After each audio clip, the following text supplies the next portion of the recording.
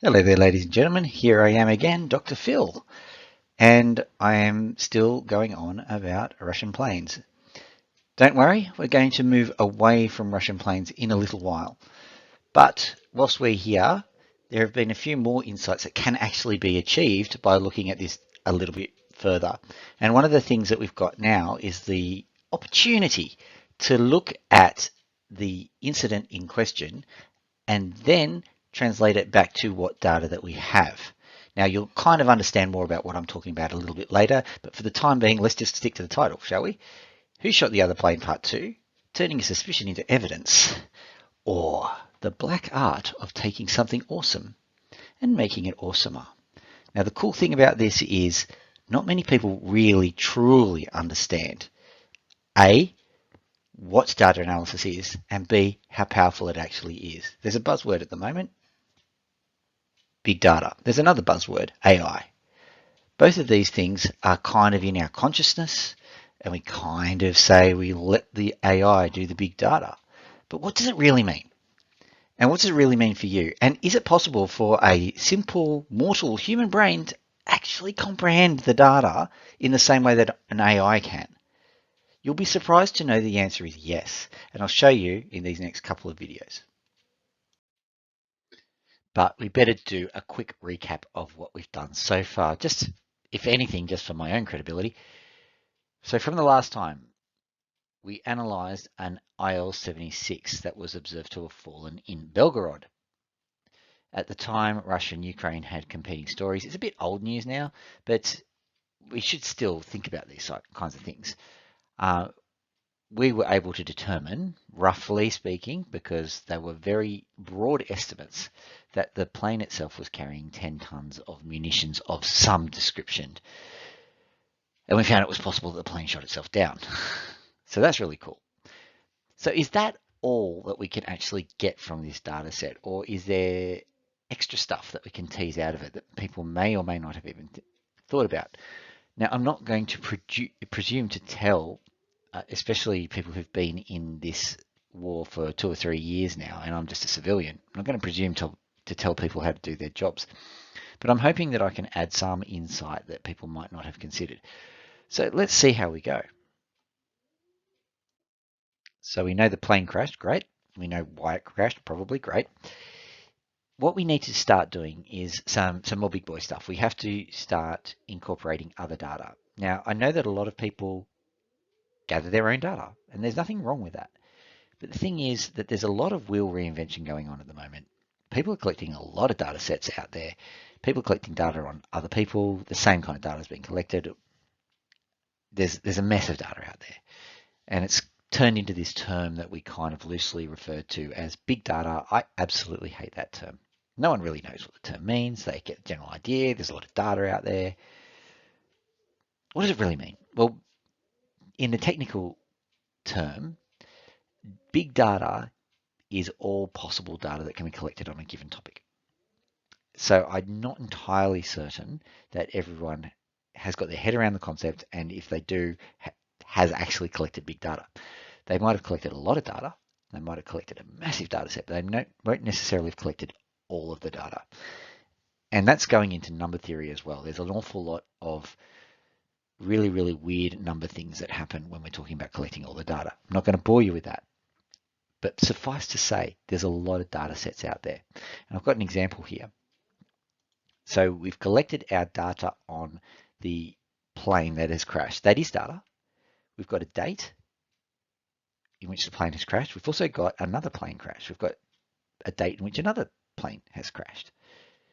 What this means is that we're starting to collect a few little data points. We don't have a lot, I gather that. But this thing here, this is a lot more data. Now, this is collected randomly off the interweb. And it's basically data on missile or drone strikes. You can possibly purchase data like this. But what I'm going to point out to you here is that if you put a plot out on the internet, that data is compromised straight away because you can retranscribe the data. Now, it's probably obvious to most people. I'm just covering all the bases. Relatively simple. You can see that I've actually stuck a grid here. And there are pieces of software that can do this even when the data has been it's been fuzzed up a little bit.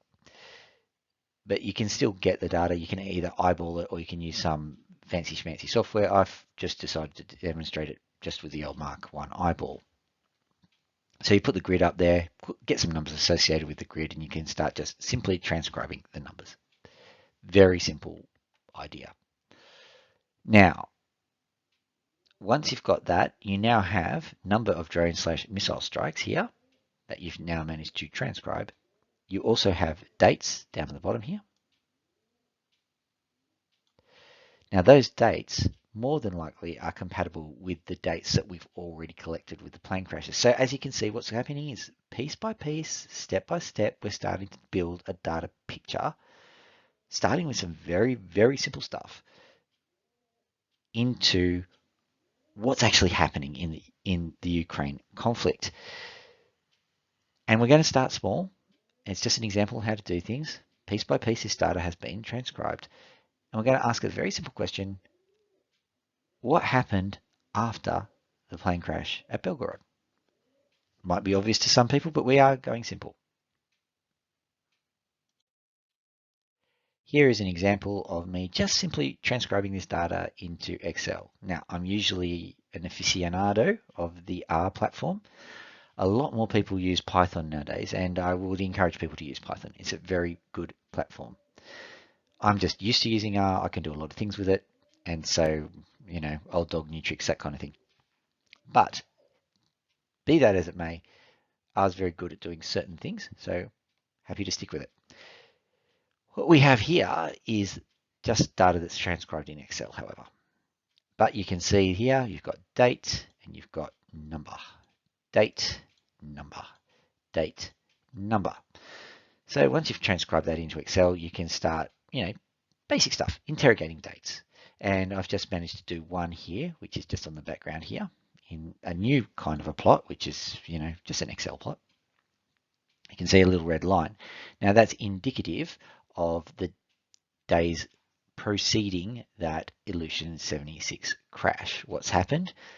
Well, I'm not going to spoil it completely, but I'm pretty certain that you people have eyes, so you probably get the general gist of what's happening, but we're going to find out in the next slide. Here's where it gets interesting, because not only do we have the crash that we're dealing with, but we have another crash which happened earlier in October. That's this guy, by the way. This is the crash that was the first presentation, and over here we have a third crash. And what does this data tell us? The third crash admittedly isn't as good, but these first two, they're almost mirror images of each other. Amazing. So what you're seeing here, and remember this is something that we call correlation, and everyone's heard the phrase, I'm hoping everyone's heard the phrase that correlation does not imply cause. We're getting to that. But you can see very clearly that in the days after each of these plane crashes, there was a reduced attack rate on Ukraine. It's not a smoking gun, not by a long shot. But when you get 3 successive incidents in which the same kind of thing happens, you start to get suspicious. Surely you start to get suspicious. It's not a smoking gun, as I've been saying. And what we have to do at this point is say we have a hypothesis. We don't even have a theory yet. We have a hypothesis. And the hypothesis is very simple. There are definitely questions that can be asked, but we've first got to get through a little bit of housekeeping. The first one is, I've said it a few times already, but correlation does not imply cause. That's really important because there are all sorts of correlations that sit around in the world. One of the more amusing ones is that piracy is somehow linked to climate change. It isn't. It's just that there's a correlation out there, and there might be a mechanism that's really, really weird and long, but it's probably not directly causal as what they call it. So we can throw that one out. But there's plenty of correlations like this, so we don't instantly say just because there's a correlation, there's a cause. It's really important to understand that. Having said that, once you've found some data which lines up, now I'm going to go into a little bit of detail here. What I've done is I've converted the missile data that you saw in the last slide into something called cumulative change. So cumulative is basically you get, how do I put this? You get the number of missile and drone attacks per day, and you subtract, for example, day one's missile attacks from day two's. You get the absolute values. You don't worry about negative numbers. You subtract those, and then you add the total of the subtractions together. What that does is it accumulates the amount of change that's going on there, and so you get this handy dandy plot here in which you get a kind of a sinusoidal wave in this particular instance. So you've got a situation where you can see things are going well over here, not so well over here, for example, and well again over here. Depending on, I think that this is when we're talking about missile strikes, so I think it's the opposite from the Ukrainian perspective, but you get the general idea. Once you look at the cumulative changes, you actually have a better idea of what's going on. But still, we're talking about correlation and cause. We've still got this problem. We've got something that looks good on a graph, but is it actually good? Or we've got something that looks different on a graph. Is it actually different? So what we have to do is we have to get these things and squeeze them into statistical tests. I'm sorry, but that's the only way. So the two questions are at the bottom here. Are air crashes linked to missile or drone attacks? And were any strategies implemented at given dates, I should have said that, which directly affected air traffic, and did they have an effect on attacks? So that's a bit wordy, but basically what we can do now is we start to convert these into equations.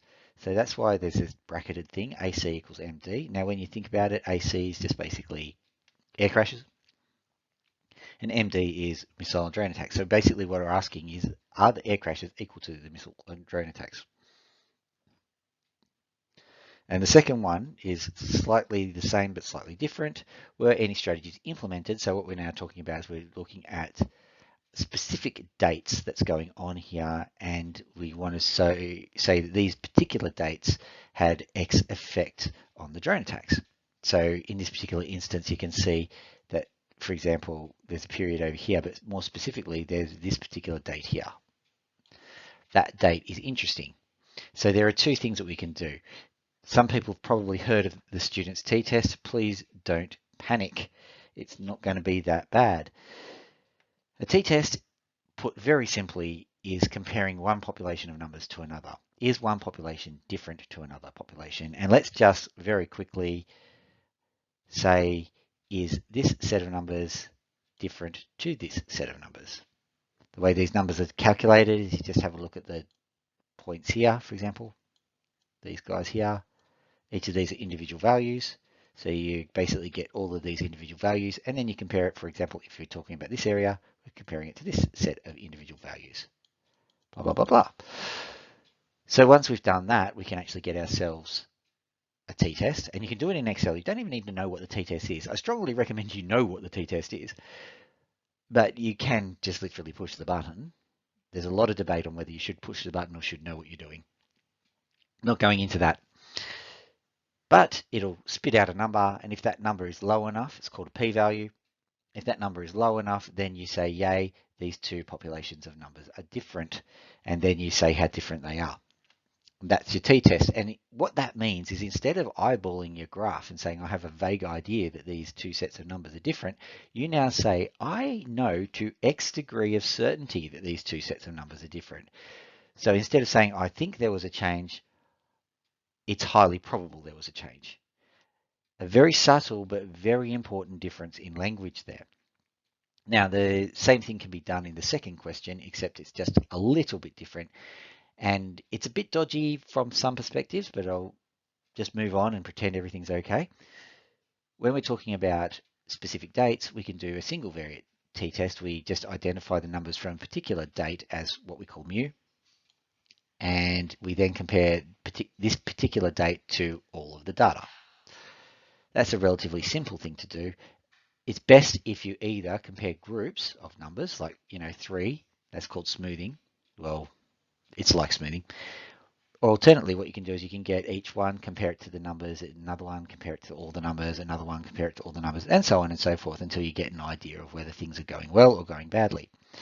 So that's basically what you do. And once you've done all of these things, you now have a set of numbers which actually give you the certainty of change. So you can go back to your superiors or whoever you're talking to and say, listen, we're relatively confident that this has happened. Before we get to any of the answers, however, I'll just point out some of the funky things that are available. We've already seen some of this stuff because, well, you've seen the same plot. You can do cumulative plots, for example. We'll get to that. So what we can do is we can have a look at the weeks preceding all of the crashes, and we can compare that to business as usual if we want to. We can also use some kind of automatic algorithm to detect change. That was also a variant of that single variant t-test that I showed you before. Identification of periodicity. So periodicity is when I said the horrible word sinusoidal. So that's like a sine wave. And if these peaks and troughs are regular enough, that's called periodicity. And sometimes various areas have got certain patterns that are the same. A good way of thinking about it is the heartbeat of a human being. You have a look at the P, Q, and whatever else waves that are there. That's periodicity. So these kind of periodic waves happen all the time. Sunspot data, CO2 data in Hawaii, all sorts of things have got periodicity in them. And human endeavors are no different. So you'll find that there'll be certain amounts of periodicity in how the planes are taking off and landing and how the drone attacks are happening. Cumulative analysis, we've gone into that. We've done that one to death. Prediction. So basically what happens is if you go, all right, we'll draw a line here, and I'll pick another color. We're drawing a line here, and we've decided that this is the area that we're going to deal with. This is the area, and we do something called a regression, or you probably have done it in Excel, a trend line. And so you draw your regression, and what you can actually do is you can get the equation out of that, and it's y equals mx plus b. You should remember that from high school. There's a simple linear equation. You plug the line equation into that, and you can predict a date in the future of what's going on. Now, there is an awful lot of complexity. For example, if you do y equals mx plus b here compared to doing it here, compared to doing it over the entire data set, basically you've got to know what you're doing. But that's prediction in a nutshell. Doing all of this, I want to ask the question, if we get more data, if we find more things to transcribe, if we get a large team of people actually just finding out all the stuff that's happening in Russia, is it possible to unpick the entire logistics system of Russia? And I propose that it is possible. Not only is it possible, it's something that we should be devoting a huge amount of resources to. The reason for that is it won't cost you anything and anyone can do it. If you just go into YouTube and find a plane or train enthusiast video on YouTube, a whole series of them, find out the date, find out what the plane or train is, roughly the cargo size, hopefully the time, log those things down in a giant spreadsheet, send it to me. If we get enough of that data, we can start using that to unpick the logistics system of Russia. If we unpick the logistics system, can you imagine the power that would have? We can say, oh, there's going to be missiles arriving on X date. Or alternatively, we can say at Blasterog station, there will be a troop carrier containing 500 troops. If you hit that with a HIMARS, you're going to solve a lot of your problems. All that sort of stuff. The cool thing about logistics is because war is won with logistics, they are things that are very hard to change. And so if you hit it once, it's going to be very difficult for the military to actually change what's going on. That's why you saw that situation where there was an airport that got hit several times, and they kept putting helicopters back on there. It was hilarious, but it was also understandable. So multiple hits in the same logistical problem is entirely likely. So considering the fact that the cost is just a little bit of time from people who don't have any skills in anything else, I mean, what is there to lose? Once we get this juggernaut moving, we will be starting to ask questions like, what else can the data do?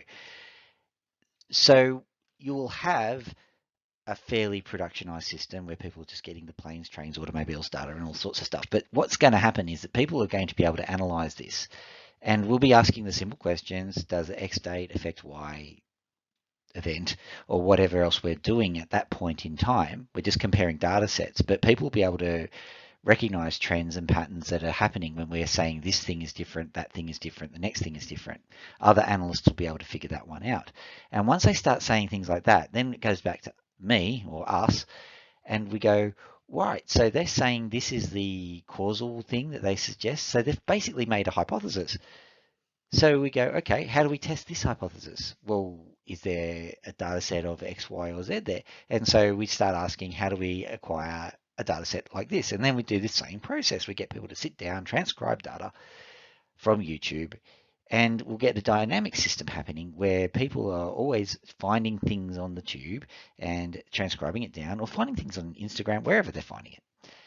They'll find it anywhere, they'll transcribe the data, and basically getting all of these relatively easily created data sets, which you can then crunch the numbers on and absolutely unpick this logistics system that's been created.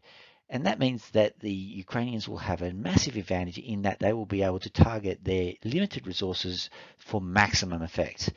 I think that's well worth having a crack at. Sorry to do this to you fellas, but I'm actually going to give you the results of the testing in the next presentation, because all I wanted to really talk to you about was what was possible. So the next presentation, we're going to really start working hard at what actually is out there that we can collect that people haven't thought about. Well, there are some people who've thought about it, clearly, because presentation, but what else is out there? And we're going to talk about biological data. We're going to talk about time series. And when we're talking about time series, we're going to have to use a word, sorry, dimensionality. And what do we mean by dimensionality is that in the three-dimensional world that we live in, we're very used to height, depth, and breadth, and possibly time as dimensions. But in the data world, each column is a dimension just like time, breadth, and depth. That is actually the basis of all of the funky statistical analysis. It's basically the distance between one thing and another. But you've got to start getting your head around the dimensionality of data. And so time series data, you're not necessarily comparing times. You're possibly comparing space, or you're possibly comparing rates of things.